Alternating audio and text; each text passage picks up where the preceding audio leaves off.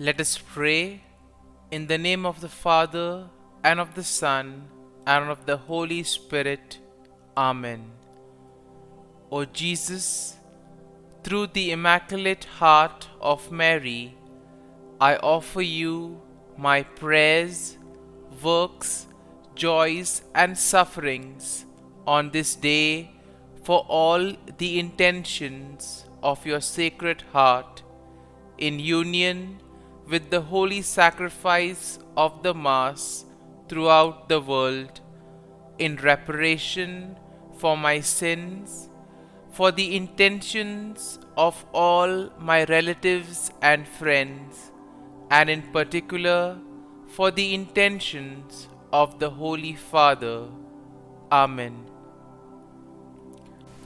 Here are the intentions of the Holy Father for the month of November.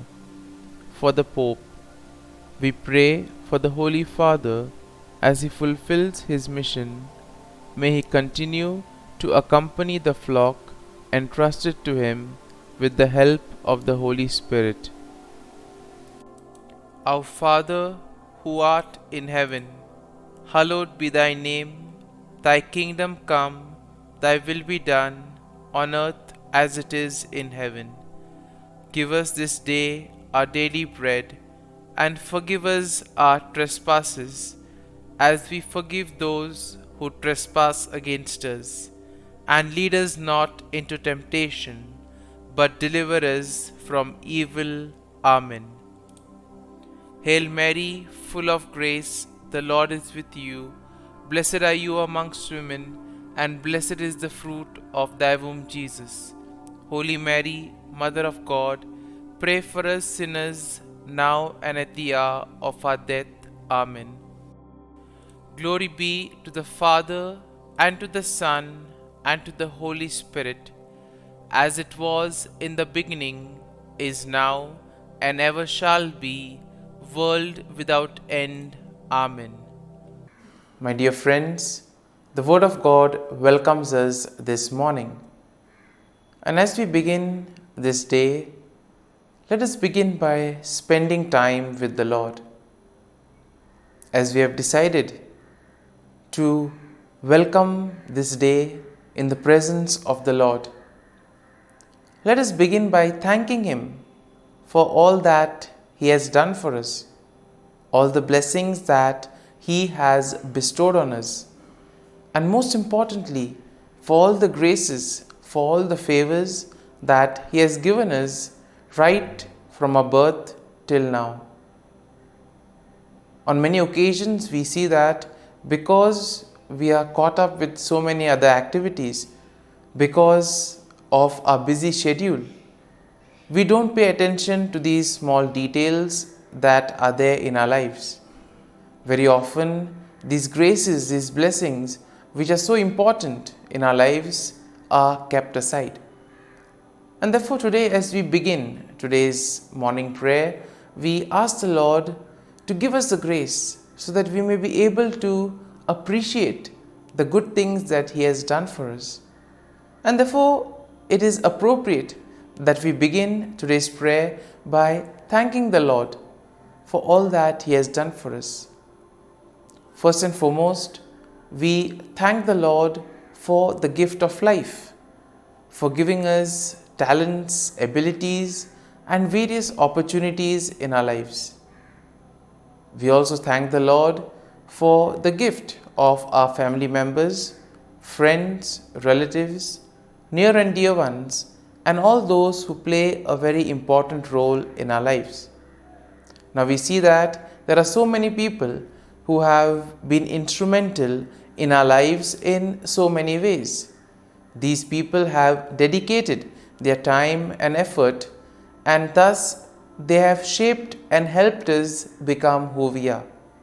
And therefore we thank the Lord for their presence in our lives, and we also ask the Lord to bless them so that they may be able to have the fullness of life. We also thank the Lord for the gift of this day, yet another day that we have been given to make good use of our talents, of our abilities, and more importantly, to make a difference not only in our lives but also in the lives of those around us. We also thank the Lord for the various opportunities that He has given us. Opportunities to put our talents, to put our abilities to use. And at the same time, opportunities to help others make a difference in their lives. Lord, we also want to thank You for all the experiences that You have given us. Some of these experiences may be really good. We may want to cherish these experiences. But there may be other experiences which may be bitter, which may be harsh. Nonetheless, these bitter experiences may have taught us a lot in life. These are the experiences that have made us stronger. And therefore, Lord, we thank You for giving us these experiences, for making us better individuals, for making us stronger, and thus for preparing us to face the challenges in life. And therefore, my dear friends, as we participate in this morning prayer, let us ask the Lord for this grace that we may be able to radiate His presence to the world around us, that we may be able to become messengers of peace, joy and love, spreading His message of goodness, spreading His message of peace and love to the world around us. And therefore, let us ask the Lord to accompany us in whatever we do today, so that every action, every word may radiate His love, peace and joy. And now, my dear friends, let us reflect and meditate on Psalm 58. As usual, we shall have a general overview of the psalm, and then we shall take a look at the psalm in detail. Now, we see that Psalm 58 is a psalm of lament that is attributed to David. It is a powerful and impassioned plea for God's justice against wicked rulers and unjust judges. And therefore, we see that the psalm can be also divided into three main sections. The first section, which is basically a denunciation of wickedness and a call for God's judgment, and this we'll find in verses 1 to 5. Then the second part of the psalm is a depiction of the fate of the wicked, which we will find in verses 6 to 9. And finally, we also see a declaration of trust in God's justice and praise for His name. And this theme is found in verses 10 to 11. And therefore, we see that overall, when we look at the psalm, we can see that Psalm 58 is a passionate plea for God's justice against wicked rulers and unjust judges. Even in today's world, we do find ourselves in situations where we may either be victims of injustice or we may also see injustice happening around us. And therefore, this psalm could be quite a reminder for us of how to proceed. The psalm can also be a consoling psalm, telling us that the Lord will take care if we place our faith and trust in Him. Now, we see that the psalm also condemns the deceitful practices of the wicked people, and it also calls for God's swift judgment upon them. The psalm highlights the righteous indignation of the psalmist, who places his trust in God's righteous judgment. And therefore, the psalm will also serve as a reminder of God's love. And therefore, we see that God is the ultimate judge, and we see that the psalm also affirms the faith that justice will prevail. Ultimately, we see that the psalm will lead us to praise and recognize God's faith and trust.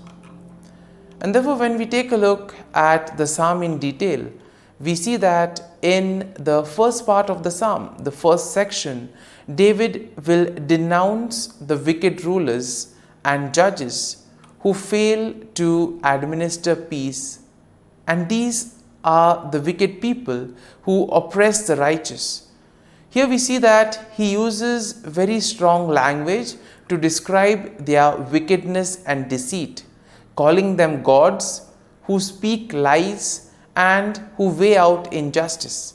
And therefore we see that David also expresses his righteous indignation by imploring God to break the teeth of the wicked and to tear out their fangs like the fangs of a lion. And here we can see that it's very powerful language, and which probably expresses the anger, the sorrow that David is experiencing, the grief that he is going through. And therefore David also accuses them of being deaf to the voice of charmer, and therefore meaning that they are very unreceptive to the advice that is given to them. In other words, these are the people who are not willing to change. Now, in the second section, we see that David vividly portrays the fate of the wicked. And here he sees that he compares them to a serpent whose venom is useless and cannot harm others.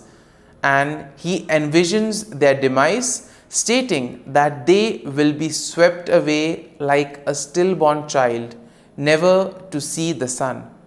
Once again, very strong language which probably expresses the grief that David is undergoing. Also the fear, the anger that is there within. And here we see that David emphasizes that God will swiftly and decisively judge these wicked people. Therefore, by doing so, he also affirms that God's righteousness and justice will prevail. And then in the final section of the psalm, we see that David declares his trust in God's justice, and David also praises the name of the Lord. He affirms that the righteousness of the Lord will rejoice when they see the vengeance of God. That means the righteous people will be happy when ultimately they realize that their faith, their trust in the Lord has been repaid. And therefore, when they look at the vengeance that the Lord takes on the wicked, they will know that justice has been served. And here we see that David expresses confidence that people will acknowledge and fear God, and thus they will be able to recognize his authority and righteousness. And therefore, my dear friends, as we have reflected and meditated on this psalm, let us now close our eyes at this morning hour and let us thank the Lord. Let us praise the Lord. Let us glorify the Lord. Loving Father, you have given us this time in the morning. You have been gracious to us. You have given us your Son, our Lord Jesus Christ, who has cleansed us from our sin. He has taken away all our sins and He has given us a new life. Lord, we thank you for giving us the Holy Spirit. And therefore, Lord, we ask you to bless us and protect us at every step of the way. Be our guiding force. Be there to always show us the way.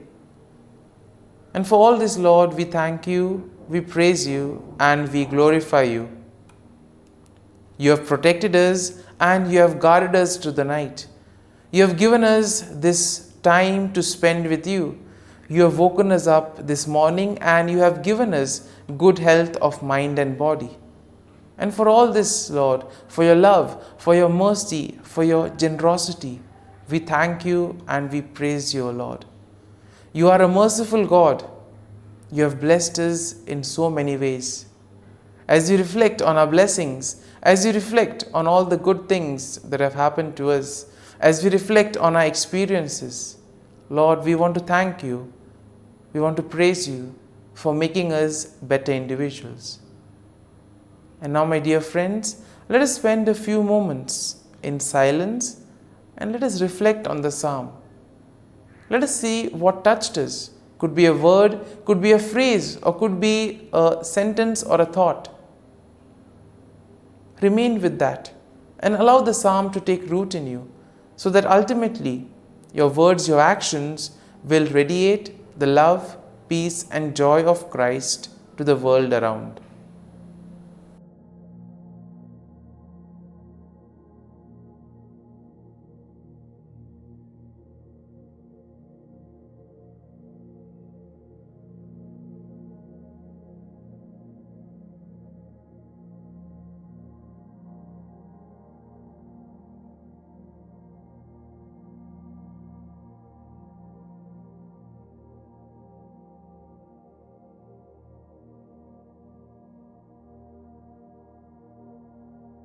Pray to Saint Michael the Archangel for protection. Saint Michael the Archangel, defend us in battle. Be our defense against the wickedness and snares of the devil. May God rebuke him, we humbly pray. And do thou, O Prince of the heavenly hosts, by the power of God, thrust into hell Satan and all the evil spirits who prowl about the world, seeking the ruin of souls. Amen. Act of Adoration. O Sacrament most holy, O Sacrament divine, all praise and all thanksgiving be every moment thine.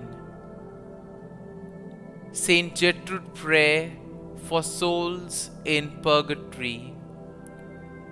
Eternal Father, I offer Thee the most precious blood of Thy divine Son, Jesus, in union with the masses said throughout the world today, for all the holy souls in purgatory, for sinners everywhere, for sinners in the universal church, those in my own home and within my family.